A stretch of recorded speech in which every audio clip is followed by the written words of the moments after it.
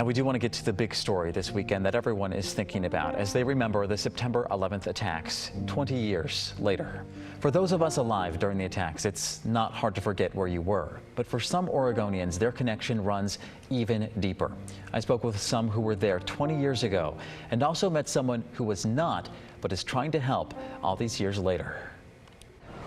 Jeff Gamble of Portland moved to New York in the mid-90s as a graphic designer. On the morning of September 11, 2001, he arrived early to work at Madison Square Garden. You could also see right out the window of our office, the towers downtown. He could see smoke from what he thought was an accidental plane crash into the North Tower.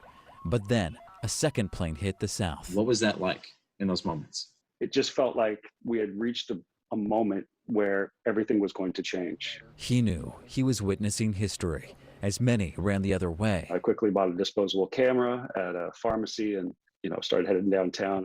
He took photos showing a crowd around an old TV set watching the towers and of a bigger crowd trying to pack into a train station to get away. Literally looked like downtown Manhattan had just blown up. Jeff's roommate, Beaverton native Jason Baston, could not find Jeff at Madison Square Garden, so jumped on a train back to their home in Jersey City right before transportation shut down. The train went really slow on the trip, but it didn't stop at any of the stations. And each platform had a number of people, and people were yelling at the train. I remember people trying to grab the train. Laura Styler of Corvallis was a model in New York for Fashion Week. She watched from Jersey City across the water as the towers burned. There were people hanging out of the buildings where the building smoke was, and we realized that they were jumping. And we were just sobbing. You never in a million years could have convinced me that the towers would eventually collapse.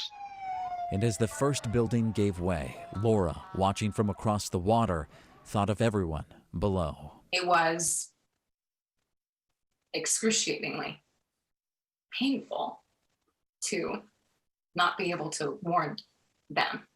At that point, Jeff was 10 blocks away from the World Trade Center and saw the first tower fall, soon followed by the second. There was this realization that you had just seen a lot of people die. For months, responders dug through burning wreckage and removed tons of debris and metal. Very humbling, and then when I actually was handed the steel in person. Alex Horn crafts knives in Portland. An anonymous donor gave him an elevator shaft bearing from the World Trade Center wreckage and commissioned 2 special knives made from the metal. Very poignant experience. The knives are being sold and raffled off. Proceeds will go to Tuesday's Children Foundation, which helps families impacted by events like 9/11. What does it mean to you to do a project like this? You just know, I'm never going to get the chance to have something this important again.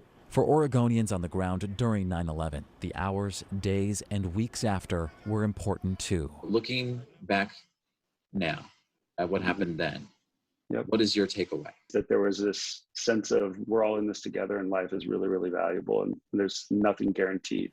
Jeff still lives in Jersey City, now married, and he visits Ground Zero every year, including on this 20-year mark. I think about the 2,753 people who died on that spot that day.